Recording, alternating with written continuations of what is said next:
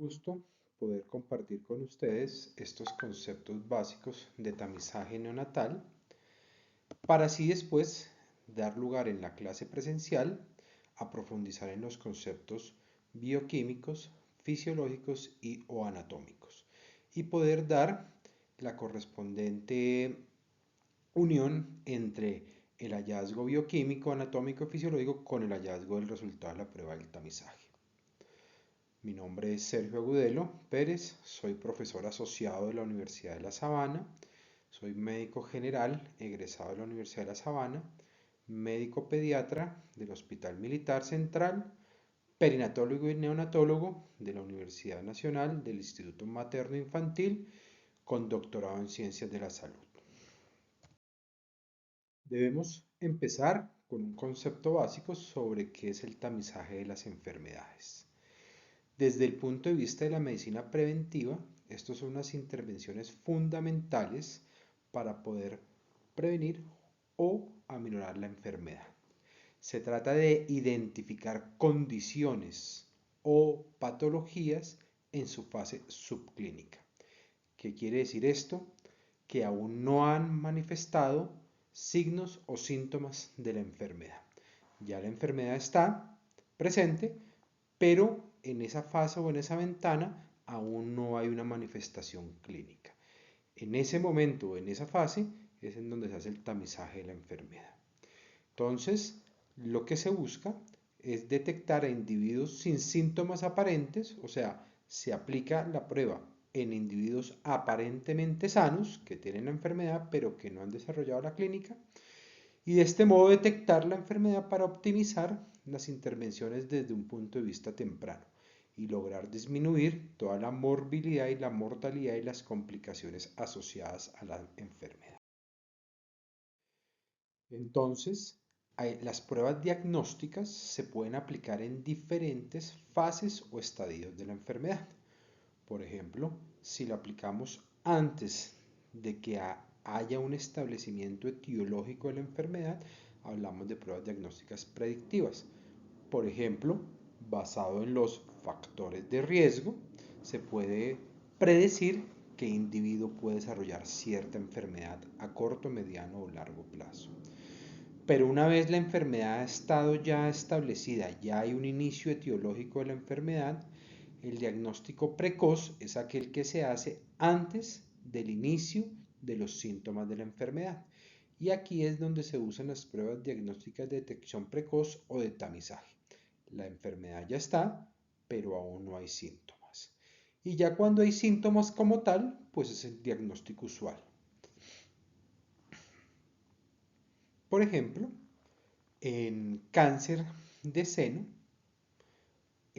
podemos a través del tamizaje genético de genes asociados al cáncer de seno, de una manera predictiva, detectar que esa mujer tiene un riesgo elevado de cáncer de seno.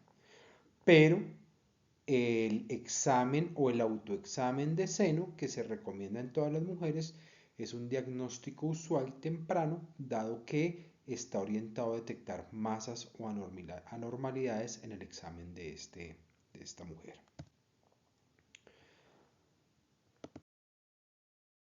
Así pues, piensen ustedes en un momento, tómense en un momento y piensen en qué enfermedades ustedes conocen que sea objeto de tamizaje o de cribado. Entrando ya en el concepto del programa de tamizaje neonatal en Colombia, específicamente en nuestro país, este programa hace relación a un conjunto de acciones o intervenciones o pruebas que están involucradas para la detección temprana de enfermedades que pueden poner en peligro la vida del recién nacido o del lactante. Este programa y estas enfermedades que se tamizan son errores innatos del metabolismo, también otras alteraciones congénitas del metabolismo endocrinológico y enfermedades que pueden deteriorar la calidad de la vida. Normalmente o usualmente estas enfermedades metabólicas se tamizan a través de sangre del talón en el recién nacido para realizar pruebas específicas. Ya más adelante y en el taller que vamos a tener, miraremos qué es el papel filtro y cómo se toman estas pruebas de sangre del talón en el papel filtro. En estas pruebas de papel filtro se harán exámenes metabólicos, endocrinos y hematológicos para detectar ciertas enfermedades. De igual forma, otras enfermedades que pueden deteriorar la calidad de la vida, se hacen pruebas para detectar alteraciones auditivas y visuales y pruebas para detectar alteraciones anatómicas congénitas cardíacas complejas, cardiopatías congénitas. Lo importante de entender es que obviamente no todas las enfermedades las tamizamos, ni toda la posibilidad de enfermedades. Hay unos criterios para ingresar la enfermedad al programa de tamizaje. Uno de estos es que exista tratamiento que de no ser detectado aumente la morbilidad y la mortalidad. La enfermedad debe tener un tratamiento que se pueda modificar o disminuir el curso de la enfermedad y que genere una gran discapacidad física o cognitiva. Desde ese punto de vista hay unos criterios para incluir enfermedades en los programas de tamizaje neonatal. Vamos a revisar simplemente estos emergentes que son los que se usan actuales. El programa de tamizaje debe responder a una necesidad reconocida, ser una enfermedad que genera o es muy prevalente, o sea, muy frecuente, o genera un riesgo de discapacidad, de morbilidad asociada, de mortalidad alta. Se deben definir desde el inicio. La población blanco debe estar muy bien definida, en este caso debe ser todos los recién nacidos que nacen en Colombia. Debe haber una evidencia suficiente científica para la efectividad del programa y el programa debe integrar educación, debe integrar todo el flujo del laboratorio médico, el manejo clínico y administrativo de estas enfermedades que se detectan. Debe haber un aseguramiento en la calidad y el programa debe asegurar el consentimiento informado. A mí me parece acá que para nosotros en este momento debemos reconocer que esta enfermedad, independiente si es prevalente o no, debe tener una opción de tratamiento actual y ese tratamiento debe permitir o curar la enfermedad o disminuir la carga, la morbilidad asociada y las secuelas a corto, mediano y largo plazo. Por ejemplo, a manera de ejemplo, algunas enfermedades que se tamizan en Colombia, como miremos aquí que las cardiopatías, las anomalías congénitas es la primera o segunda causa de muerte en el menor de un año en Colombia. Y dentro de las anomalías congénitas, la que más causa mortalidad son las cardiopatías congénitas, los problemas congénitos de la anatomía del corazón. Entonces, ¿cómo hacemos el tamizaje de cardiopatías? ¿En Colombia se tamizan las cardiopatías congénitas complejas? Sí. Vamos a ir pensando ustedes cómo se va a tamizar estas. De igual forma, otro defecto congénito muy frecuente en Colombia y que tiene tratamiento y que su tratamiento puede ser eficaz en disminuir las secuelas neurológicas es el hipotiroidismo congénito. ¿En Colombia se tamiza el hipotiroidismo congénito? Sí. ¿Cómo se hace el tamizaje? Y otro de los defectos sensoriales, los auditivos, también son muy frecuentes en Colombia. ¿Cómo tamizamos desde el punto de vista auditivo? Entonces, en Colombia, por ley, actualmente existe el tamizaje neonatal básico, ¿cierto? El cual incluye algunas endocrinopatías, algunas enfermedades metabólicas endocrinológicas como el hipotiroidismo congénito y la hiperplasia suprarrenal congénita. Es decir, en Colombia se tamiza para el hipotiroidismo congénito y para la hiperplasia suprarrenal congénita. Se tamizan tres errores innatos del metabolismo: la fenilcetonuria, la galactosemia, el déficit de biotinidasa.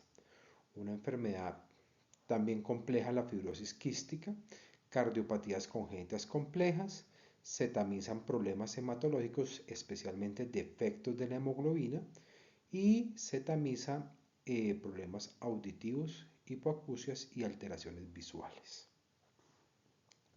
Sin embargo, la ley también dice que debemos ir incorporando un tamizaje neonatal ampliado progresivamente. Este tamizaje neonatal ampliado incluye 33 enfermedades metabólicas de los ácidos orgánicos, de los aminoácidos, defectos de los aminoácidos, defectos de los ácidos orgánicos, defectos de la hemoglobina y enfermedades de los ácidos grasos. Actualmente debemos estar implementando por lo menos el tamizaje neonatal básico y a futuro debe haber ya estado implementado. Y eso es importante que lo reconozcamos. Hay muchos marcos legales del tamizaje en la que deberíamos estar nosotros enterados. Sin embargo, es claro que la ley 1980 del 26 de julio del 2019 implementa el programa de tamizaje neonatal en Colombia. Es obligatorio y es por ley. Y específicamente solo vamos a revisar el artículo 3, donde dice que el derecho al tamizaje neonatal es de manera obligatoria y gratuita. A todo recién nacido vivo se le realice mínimo el tamizaje neonatal básico, auditivo y visual. Es decir, que estamos hablando de un marco legal para aprender estos conceptos. Entonces, ¿cuál es el objetivo del tamizaje neonatal? Detectar enfermedades al momento del nacimiento, o sea, la enfermedad ya está, pero que aún no han desarrollado síntomas ni signos, aún no hay clínica de esa enfermedad, para poder de esta forma desarrollar acciones pertinentes que conduzcan a la disminución de la discapacidad, la morbilidad y la mortalidad del evento, de la enfermedad que estamos tamizando, mediante el inicio de tratamientos oportunos. Entonces recordemos que un criterio es que tenga tratamiento y que sea una enfermedad o muy prevalente o que produzca discapacidad o un compromiso clínico importante. Por lo general, en Colombia estas enfermedades se deben tamizar entre las 48 a 72 horas de vida. Ya vamos a ver por qué. Y esto, bueno, acá hay una parte, después de que por lo menos desde el punto de vista del error innato del metabolismo, se debe tamizar después de que el recién nacido haya iniciado su ingesta de alimentación para poder detectar el metabolito, que puede estar asociado a este error innato del metabolismo. Por lo general, esto se hace en sangre de talón y en muestra de papel filtro. Nuevamente, lo revisaremos en el taller. Se hacen pruebas auditivas y visuales y se hace saturación pre y postductal para las cardiopatías congénitas. Vamos a revisar errores, algunos conceptos muy básicos de errores innatos del metabolismo para luego en clase poder profundizar desde la bioquímica estas enfermedades. En Colombia se tamizan 3 errores innatos del metabolismo: la fenilcetonuria, el déficit de biotinidasa y la galactosemia. El error innato del metabolismo es un trastorno de origen genético, en el 95% de los casos una herencia autosómica recesiva, en la cual el defecto, esta alteración genética, lleva a una modificación en la estructura o función de la enzima, del receptor o del transportador en las vías metabólicas. Todas estas vías que ustedes tuvieron la oportunidad de repasar en su bioquímica, en sus sistemas orgánicos integrados, ahí en algún momento la alteración del gen lleva a una disfunción de esa enzima, de ese receptor o de ese transportador. Esa alteración deriva en una alteración en el metabolismo o de los aminoácidos, o de las grasas, o de los carbohidratos, o en el síntesis de las hormonas. Lo importante es que el efecto del bloqueo enzimático específico determina el aumento de los precursores, el déficit del producto y la presencia de metabolitos alterados. O sea, la alteración, por ejemplo, enzimática en la fenilcetonuria, van a ver que ese bloqueo del paso de fenilalanina a tirosina, pues va a llevar a un aumento en la fenilalanina, una disminución en la tirosina y un aumento en la producción de las vías alternas de la del metabolismo, de este aminoácido esencial. Y aquí lo importante es que estas circunstancias, o sea, este aumento del precursor, esta disminución del producto o la acumulación de metabolitos son los que la acumulación de todo esto son los que van a determinar las manifestaciones clínicas de la enfermedad. Entonces, el tamizaje para el error innato del metabolismo se utiliza para diagnosticar enfermedades que tienen tratamientos antes de que se presenten. Solo a manera de historia, la primera enfermedad que se tamizó fue en Estados Unidos en 1962 y fue la fenilcetonuria. En general, se hace en Colombia en papel filtro, sangre de talón, después de que haya iniciado la alimentación el niño, y como tecnología se usa en su gran mayoría espectrometría de masas en tándem. Cada país acoge y define el programa de tamizaje para su región. Colombia, como les digo, ha definido. La prevalencia global es de 50 casos por 100.000 nacidos vivos, o sea, un caso por cada 2.000 nacidos vivos. Y las manifestaciones clínicas son muy inespecíficas cuando se dan. La gran mayoría en el periodo neonatal están dados a nivel del sistema nervioso. El primer taller que vamos a tener presente para el trabajo en la clase presencial es que el primer grupo debe revisar desde la bioquímica el defecto del error innato que se tamiza en Colombia, o sea, el defecto propio de la fenilcetonuria, el defecto del déficit de biotinidasa y el defecto enzimático en la galactosemia.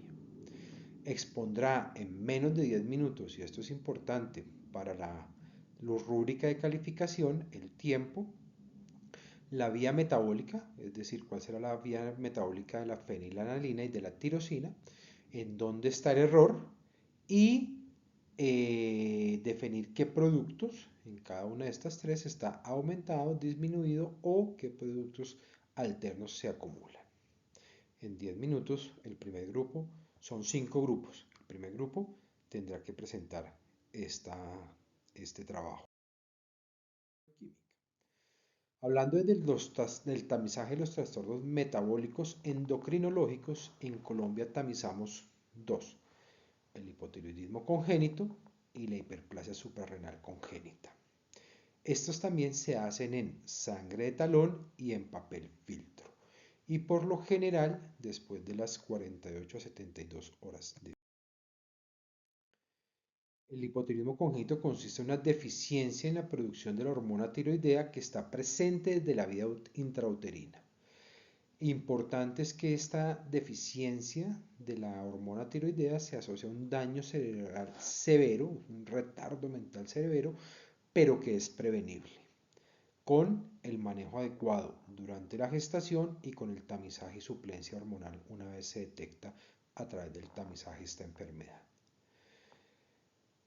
El diagnóstico clínico es difícil, los síntomas son inespecíficos y son tardíos.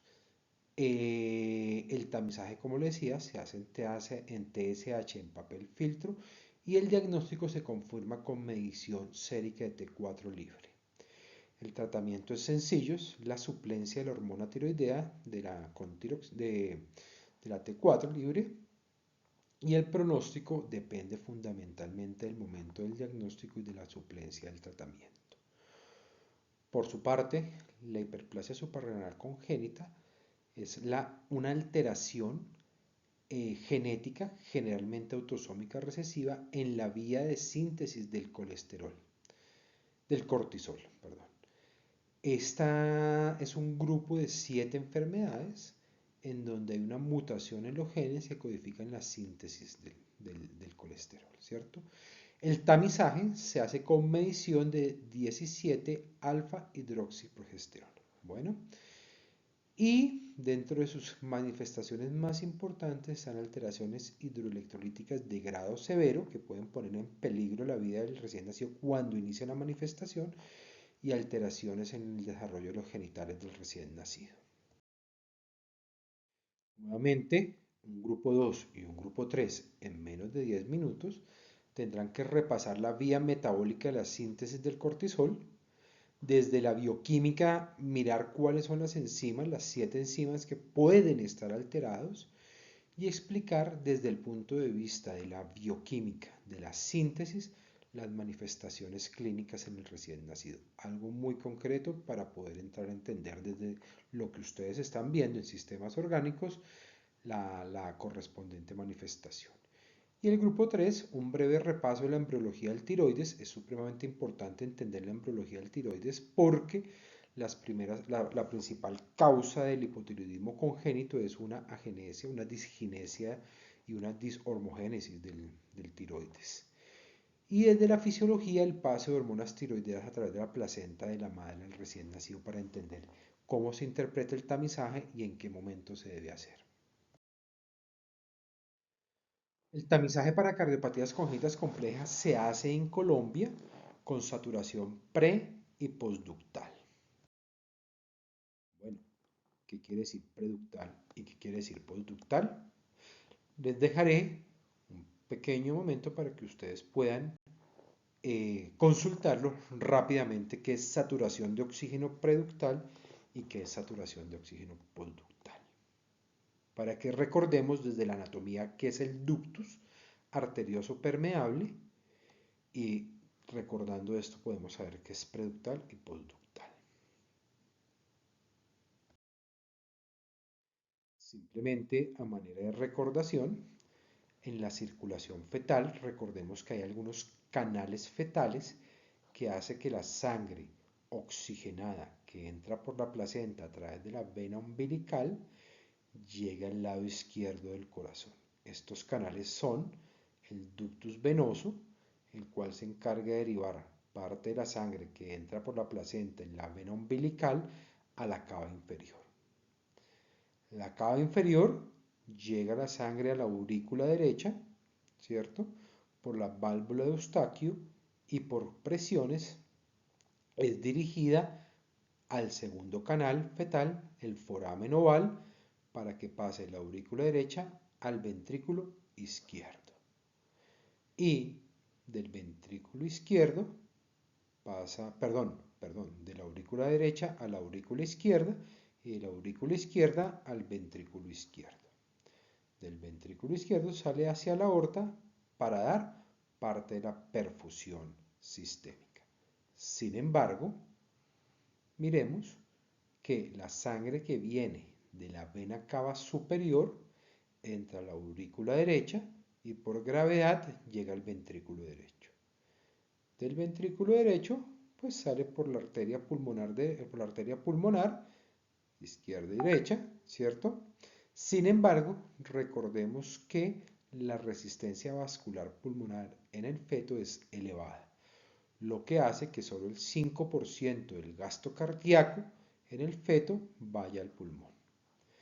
Dada esta resistencia pulmonar elevada, entonces, miren el ductus acá, el ductus es el otro canal fetal, el tercer canal fetal, recordemos, ductus venoso, foramen oval y el ductus arterioso o conducto arterioso perdón.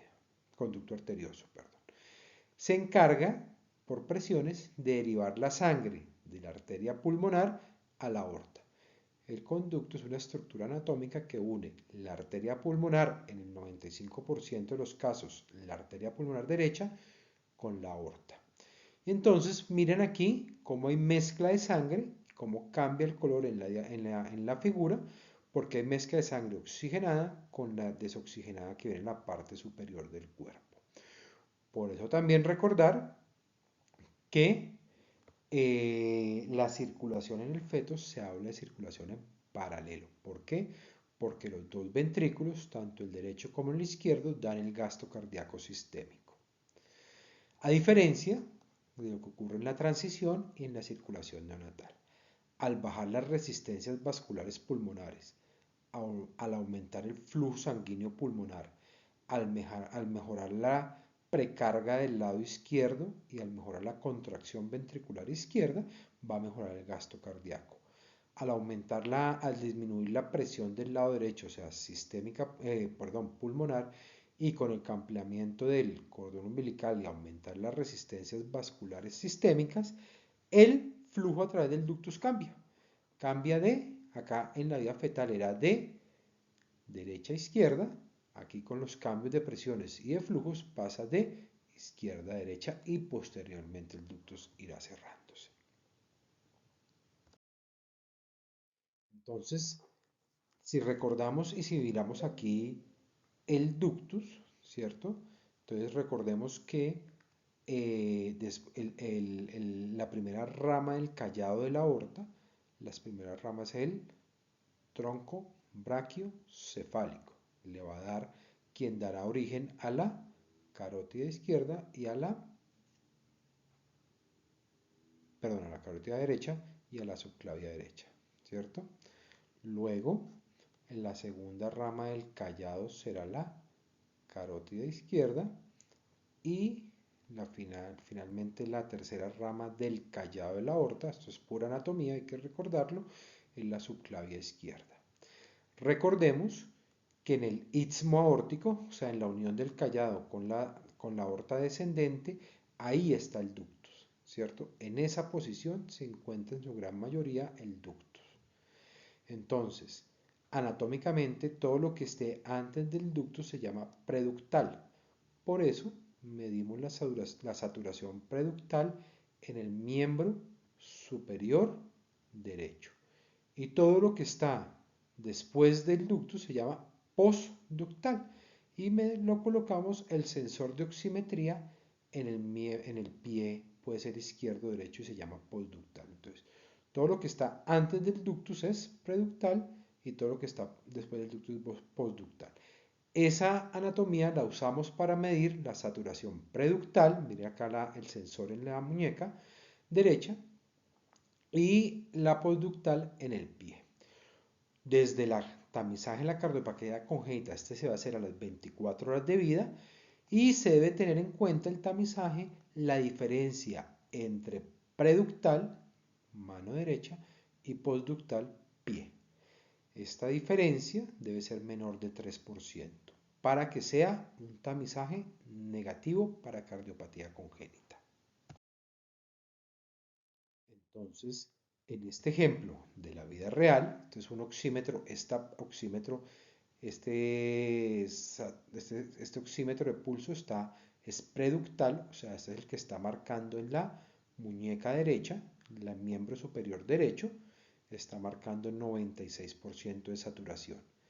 Y este de acá abajo está colocado en el pie del recién nacido y está marcando 86%, o sea, la saturación preductal es del 96% y la saturación postductal es del 86%. ¿Qué diferencia hay entre la saturación preductal con la postductal?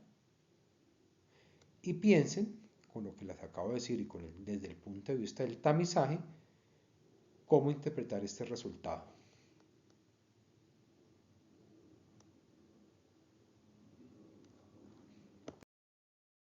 Bien, el grupo 4, desde la fisiología se tendrá que explicar las diferencias entre la saturación preductal y a nivel postductal. Recordemos, ya lo acercamos un poquito desde los canales anatómicos y desde la fisiología de la adaptación que ustedes ya han revisado en sus cursos de sistemas orgánicos integrados. Ahora bien, desde el punto de vista del tamizaje auditivo, sea en Colombia, todo recién nacido debe tener tamizaje auditivo. Hay dos opciones de hacerlo, con emisiones otoacústicas y con potenciales auditivos evocados. Por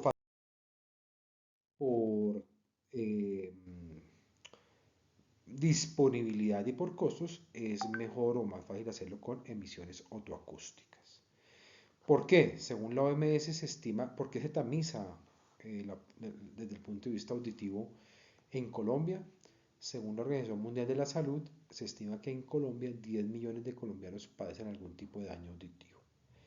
El tamizaje auditivo notal es una actividad costo efectiva, o sea, es una intervención que si se hace tiene una mejoría desde los costos y desde la prevención y la salud de esa población, tanto infantil como adulta a largo plazo. Sin embargo, es importante reconocer que solo el 2,3% de los recién nacidos acceden a tamizaje auditivo neonatal. Esto es una situación que debemos mejorar los médicos solicitándolo y pidiéndolo. En el año 2022 en Colombia se registraron 569.311 nacimientos, de los cuales se estima que cerca de 2.276, hartos, ¿no?, padecen pérdida permanente de la audición. ¿Cuáles son las causas congénitas de hipoacusia? ¿Cuál es la principal causa de hipoacusia? Averigüémosla y la comentamos en clase, por favor. Este es un ejemplo de emisión otoacústica. El grupo 5 de tamizaje auditivo a través de emisiones otoacústicas. El grupo 5, desde la fisiología auditiva, explicará en 5 minutos cómo funciona este tamizaje. Recuerden que todas estas tareas es desde la bioquímica, desde la fisiología y desde la anatomía que han visto en sus cursos de sistemas orgánicos integrados. Ya más adelante, cuando pasemos por quinto semestre y por noveno semestre en pediatría, integraremos más la parte patológica y del tratamiento. Y finalmente, el tamizaje visual en neonatos se hace a través del reflejo rojo retiniano. Revisemos por favor este video. Es un video muy bonito, muy detallado de cómo se hace el reflejo rojo retiniano. Para entenderlo, lo importante acá es el grupo 6 repasará la anatomía de los medios transparentes del ojo en menos de 5 minutos y haremos su relación con el reflejo rojo, que tiene que ver los medios transparentes del ojo. Expliquemos cuáles son los medios transparentes, en dónde está la retina y qué tiene que ver esto con el reflejo rojo, su normalidad. Finalmente, esta tabla les puede servir para la interpretación de los resultados y de los puntos de corte normales del tamizaje, por lo menos metabólico y endocrinológico, y de hemoglobinopatías. Acá encontramos el valor normal de la TSH, de la fenilalanina en sangre,